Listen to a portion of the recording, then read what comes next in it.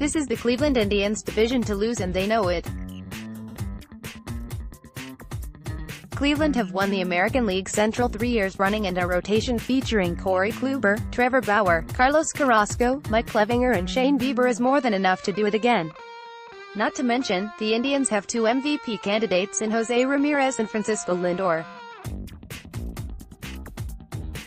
The lone threat will be the Minnesota Twins, who will look to bounce back from a bad 2018 with a new manager at the helm.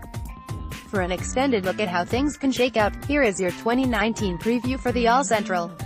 Storyline to watch: can Twins bounce back? The Twins were probably the most disappointing team in the American League last season. They were coming off a wild card appearance in 2017 and looked to feature a good young core of Byron Buxton, Miguel Sano, Max Kepler and Jose Berrios. But Minnesota took a massive step back in 2018 as Buxton was hurt, Sano was sent down, Kepler dropped 20 points on his batting average and manager Paul Molitor was fired. Berrios was one of the lone bright spots on the club. This season, they get a fresh start as Rocco Baldelli looks to inject new life into the organization. The young players get another shot, and a few key additions like Marvin Gonzalez, Nelson Cruz and Blake Parker hope to get this team back to where they were in 2017. MVP candidate, Ramirez. Indians. If it were not for an early season injury, Francisco Lindor would likely be our pick, so with that in mind, Ramirez is the obvious choice. The Indians' third baseman has finished third in each of the last 2 seasons in the AL MVP voting, and there is little reason to think he will not follow up that performance this year. However, how he plays down the stretch will go a long way in bettering his case, as he hit .218 in the second half of the season, .174 in September and .195 in the American League Division Series.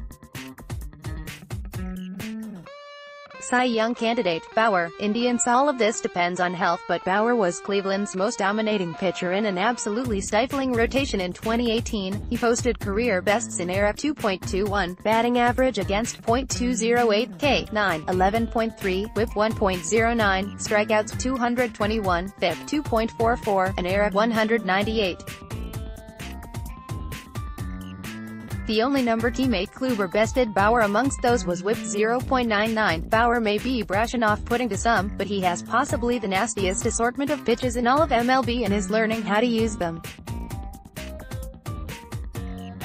If he eclipses 200 innings this season, he could blow away his numbers from last year and win the Cy Young in a walk. Prospect to watch: Jimenez White Sox, while Vladimir Guerrero Jr. and Fernando Tatis Jr. get all the national attention. Eloy Jimenez might be better than both of them this season. Jimenez was the #1 international prospect in a 2013 class which included Gleyber Torres and Rafael Devers, and has basically matched all of Guerrero's numbers coming up. All Jimenez does is hit and hit well.